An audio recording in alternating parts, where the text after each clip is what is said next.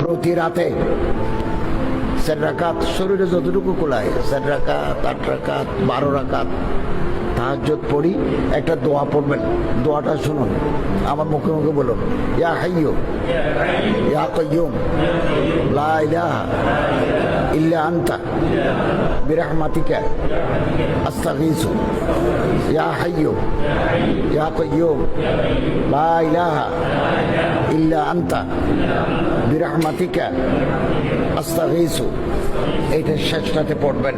একবার পড়েন, 3 বার পড়েন, 5 বার পড়েন, 7 বার পড়েন, বাধা নাই। শেখুল ইসলাম আল্লামা হাফিজ ইবনে তাইমিয়া বলেন, আল্লাহ আপনার একটা গুপ্তধন হাতে দিবেন, আল্লাহ তাআলা আপনাকে একটা নিয়ামত হাতে দিবেন। কি দিবেন এটা আল্লাহ বলেন নাই।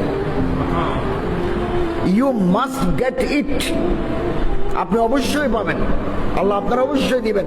কি দিবেন এটা বলেন নাই। একটা কুদরতি নিয়ামত আল্লাহ আপনার হাতে দিবেন। আল্লাহুম্মা আমিন।